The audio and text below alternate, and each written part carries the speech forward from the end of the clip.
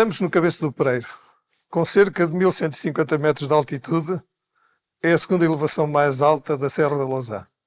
Aqui existiu uma grande fábrica de neve, a Real Fábrica de Neve do Coentral, onde durante mais de 100 anos se armazenou, recolheu e transportou neve para Lisboa para ser usada na confecção de gelados e bebidas frescas, satisfazendo desta forma os luxos da corte e o gosto da classe nobre da cidade. Para além destes usos, a neve era também usada para conservar alimentos e para o tratamento de algumas doenças, nomeadamente no Hospital de Todos os Santos, um grande hospital que existiu em Lisboa entre o Rossio e a Praça da Figueira e que viria a ser destruído pelo terremoto de 1755. Não se sabe ao certo quando a exploração desta frágil mercadoria aqui começou. Contudo, há registros que me levam a afirmar que ela começou a ser recolhida desde finais do século XVI, pois o brasão que hoje está colocado na frontaria da Capela de Santo António da Neve, onde estamos, foi datado pela Direção-Geral do Património Cultural dos reinados de Dom João II, Dom Manuel e Dom João III, ou seja, do período compreendido entre 1485 e 1574. De facto, hoje sabe-se que a neve já era utilizada na Casa Real para refrescar bebidas desde meados do século XVI. A historiadora Isabel Drummond Braga, num dos seus livros, refere que, em Portugal, detecta-se o gosto pela utilização do gelo na alimentação, pelo menos desde meados do século XVI. Dom João III costumava beber água com neve, prática que abandonou antes de falecer em 1557. Embora o ofício de neveiro já existisse, só há documentação escrita sobre a comercialização da neve a partir do início do século XVII, a propósito da vinda ao nosso país do rei Filipe II de Portugal, Filipe III de Espanha. Por contrato de 10 de abril de 1619, obrigou Paulo Domingos Neveiro, morador às Fangas da Farinha, a meter diariamente em Lisboa, à sua própria custa, desde o dia 1 de junho e até 30 de setembro daquele ano, 4 cargas de neve de onde quer que houvesse, tendo cada uma dessas cargas cerca de 24 arrobas pelo menos. Ou seja, o neveiro teria que fornecer diariamente cerca de 1440 kg de neve, correspondente a 96 arrobas.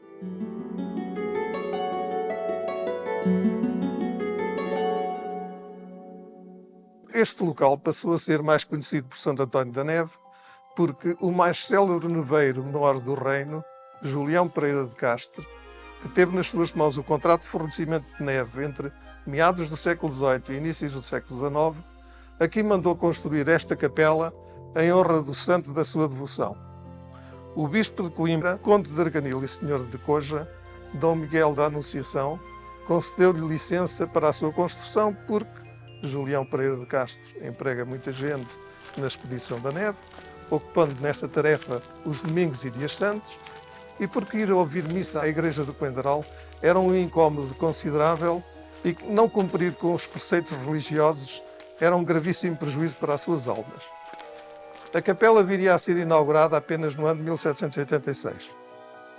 O conjunto edificado está classificado imóvel de interesse público pelo decreto do Governo número 186, de 3 de janeiro de 1986. A Real Fábrica da Neve do Coentral era composta então por 7 poços de neve, dos quais 4 no concelho de Castanheira de Pera, de que restam apenas 3 bem conservados, 2 no concelho de Góis, onde apenas existem vestígios das suas ruínas, e do 7º poço desconhece a sua localização.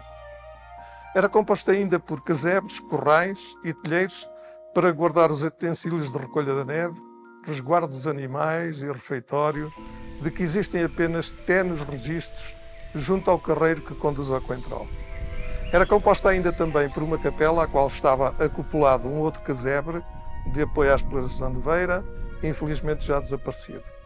E ainda vários pequenos tanques rasos, as populares alagoas em número que se desconhece, construídas em lousas de xisto, onde a água da chuva ficava empoçada e acabava por se transformar em gelo nas noites frias de inverno. Estas viriam a ser destruídas nos anos 70 do século passado, quando ali foi construído um aeródromo para as avionetas, combate aos incêndios florestais.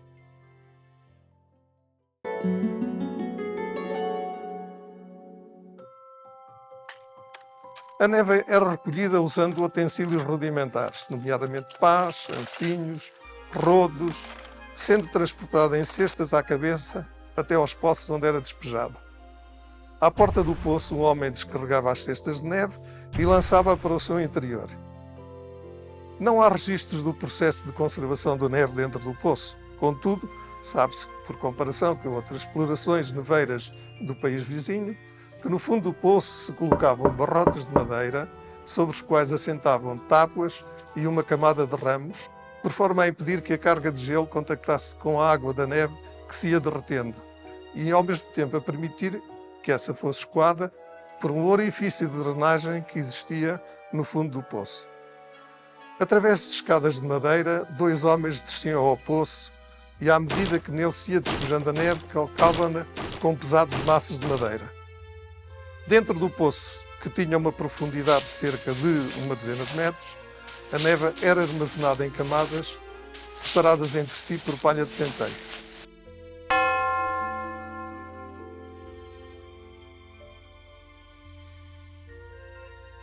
A comercialização da neve terá conhecido o seu apogeu no século XVIII, século em que foi instituído o ofício de neveiro da Casa Real, em 1717.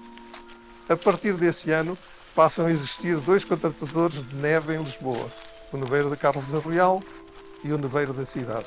Este último tinha a seu cargo o abastecimento público dos vários botequins da cidade, entre os quais o Café Martim da Arcada, que, quando Julião Pereira de Castro o inaugurou no ano de 1782, lhe deu o nome de Casa da Neve. O negócio era de tal forma rendoso que levou este neveiro a mandar edificar 2 casas no Coentral no ano de 1774, onde residiu durante largas temporadas para dirigir o negócio da neve. Do Coentral, dos Povorais e de outras aldeias vizinhas, o neveiro contratava à jorna homens, mulheres e garotos para apanhar, carregar, armazenar e expedir a neve dos poços da Real Fábrica para Lisboa. Mas para além destas tarefas era necessário cautelar que a neve fosse recolhida, logo caísse, e fosse assegurada a vigilância das instalações da Real Fábrica para que nenhum prejuízo lhe sobreviesse. Para isso, usando os poderes que lhe foram conferidos por Alvará Real, Julião Pereira de Castro, em carta redigida pelo seu punho no Coentral em 29 de janeiro de 1769, escreve: no meio, a Simão Duarte e José Duarte, do lugar dos Povorais, termo de Góis, para irem juntar neve à Real Fábrica que se encontra no Cabeço do Pereiro, Serra da Lousã, e para estes avisarem os mais delegados do Coentral para acudirem a juntá-la, por ficarem os ditos à vista da serra e verem quando cai a dita neve, como também para irem ver a miúdo que não haja algum prejuízo na dita fábrica causada pelos pastores ou pessoas que passem, que não quebrem telhas dos telhados ou outro qualquer prejuízo, para que logo que suceda se prover de remédio. Quando chegava o tempo quente, a neve era cortada em grandes blocos de gelo no interior do poço, usando maços e escóporos semelhantes aos utilizados pelos canteiros, sendo depois içados para o exterior com a ajuda de cordas e roldanas de madeira. Aí, os blocos de gelo eram cuidadosamente envolvidos em palha e serapilheira, metidos em caixotes. Estes, por sua vez, eram colocados nos carros de bois dos carreiros, que os iriam transportar em cima de uma camada de fetos e totalmente coberto por estes, de forma a isolar o gelo da temperatura exterior.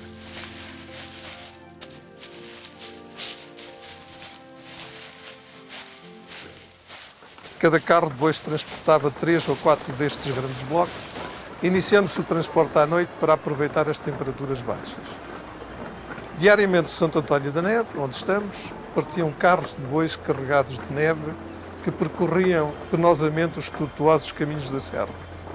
Em Miranda do Corvo, faziam uma primeira paragem para mudo de animais e carroças e seguiam depois até Constância e Barquinha. Aí a neve era transferida para os barcos, que a transportavam pelo Rio Tejo até à Casa da Neve, em Lisboa, o atual Café Martim da Arcada, o qual funcionava como entreposto de recepção e distribuição desta frágil mercadoria. O transporte era não só caro, como moroso e difícil, pelo que os vários monarcas que governaram Portugal, durante o período em que esta atividade se desenvolveu, concediam ao neveiro vários privilégios e proteções legais, de modo a facilitar o transporte da neve e a assegurar que ele se fizesse com rapidez e segurança.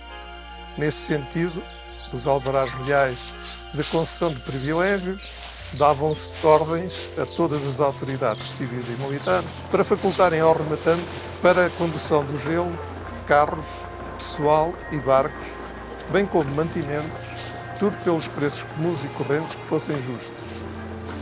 E todos deviam prestar coadjuvação ao rematante, podendo qualquer oficial de justiça ou autoridade militar, mesmo fora do distrito da sua jurisdição, embargar quaisquer transportes que se tornassem indispensáveis para a referida condução do gelo. Mas apesar de todo o cuidado posto no isolamento térmico do gelo, muita neve se perdia, chegando a Lisboa apenas metade ou um terço da carga expedida.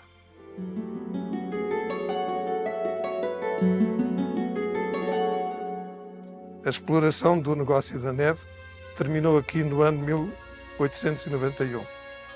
Como memória desse passado, relembro as palavras de Erlander Machado sobre a recolha, armazenamento e transporte desta frágil mercadoria na Real Fábrica de Neve de Coentral.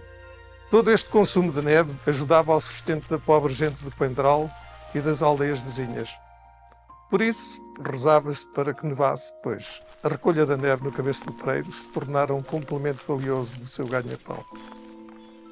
Os pobres serranos, além de pastores agricultores modestos, eram também neveiros. Evocando esses tempos, canta-se hoje no folclore serrano. Era no terreiro do Paço que o povo de Lisboa comprava sem embaraço do Coentral neve boa. Houve rezas para o nevão no alto da serrania, para manter o ganha-pão, promessas de romaria. Desse tempo nos ficou Santo António na capela. 3 poços foi quanto restou desta história tão singela.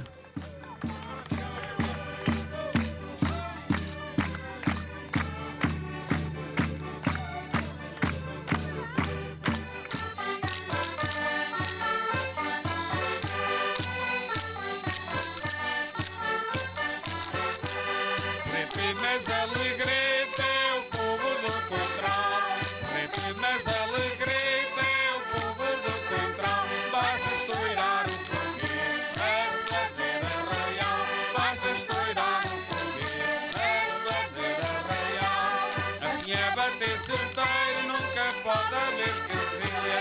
Assim é bater certeiro, nunca pode haver quesilha. Este rancho do Neveiro é uma grande família. Este rancho do Neveiro é uma grande família. Se ao mato numa andança tirei do curral entulho. Se ao mato numa andança tirei do curral entulho. Trato o porco para a matança, vai haver bom serrabulho. Trato o porco para a matança, vai haver bom serrabulho. Do rei em gelado sem igual, neve na mesa do rei em gelado sem igual. Não fui eu quem apanhei, mas foi gente do Coentral. Não fui eu quem apanhei, mas foi gente do